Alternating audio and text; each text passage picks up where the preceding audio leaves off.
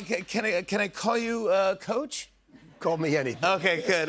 Thank you so much for being here. Congratulations. St. John's has won their first outright Big East title in 40 years. 40. Yes! Yes! You've coached all over the world. Can you talk about why winning in New York feels different? Well, I coached the Knicks in my 30s. Yeah, of course. And 40 years ago, when they won the Big East, I was named the Providence coach and coached against Lou Carnesecca the following year. Who is? I'm coaching 50 years. Is that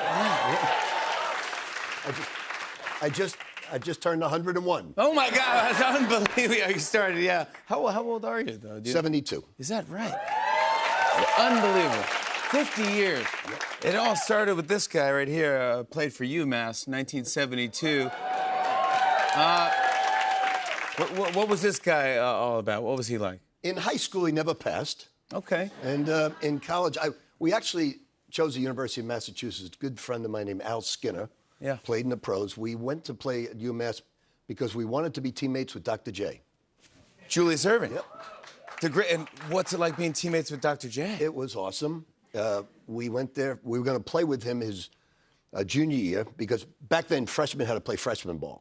So as sophomores, we were going to play with him.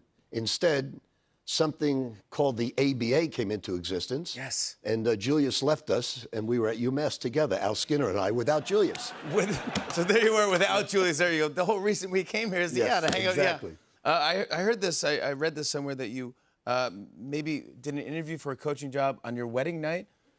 So I didn't have a job. Wait, so this is all right. So it is true. Okay, good. I didn't have a job. I got a call from a person that we all knew, Jim Boeheim. I love Jim Boeheim. He was named his first year as a coach at Syracuse University.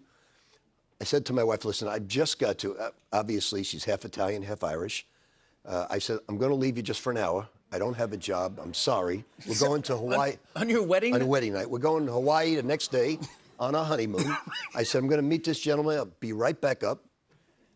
I excused myself. About an hour and a half later, I call her up, and I said, honey, just open the envelopes, and I'll be right up. Open the wedding envelope. Yeah, you open the gifts, and enjoy yourself. Italians always get what we call the fun ticket, the $100 in the envelope. And, that's so funny. So 3 hours later, I come up. I said, I got great news.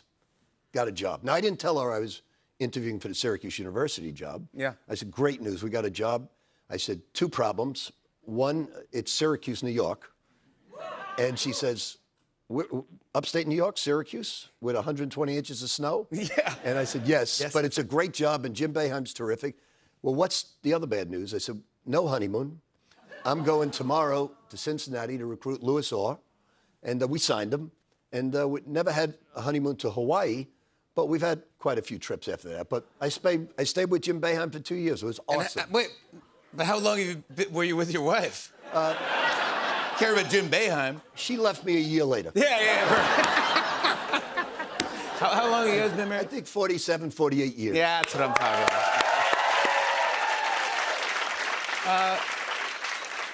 about. You have a camera crew that follows you around for this part of a show, Pitino Red Storm Rising on Vice TV. Do you like... Are you used to the cameras behind the scenes? You know, I didn't know how it would turn out. The reason I did it, our athletes today are all professionals. They get paid. And Vice TV supported the program, gave us some money to support the NIL. So I said, it'd be great. We need a lot of exposure. We haven't won a championship in 40 years. So we need some exposure. They've been great. They're behind the scenes. They're just a fly on the wall. You don't even know they're there, but they follow every move we make. Yeah, and there's one from the first episode. There's a scene that went viral. We have a clip of Coach Rick Pitino giving a halftime speech. Watch this. You guys keep blowing opportunity upon opportunity upon opportunity. You're like children with bad things happening. Instead of digging in and be tougher, you wilt.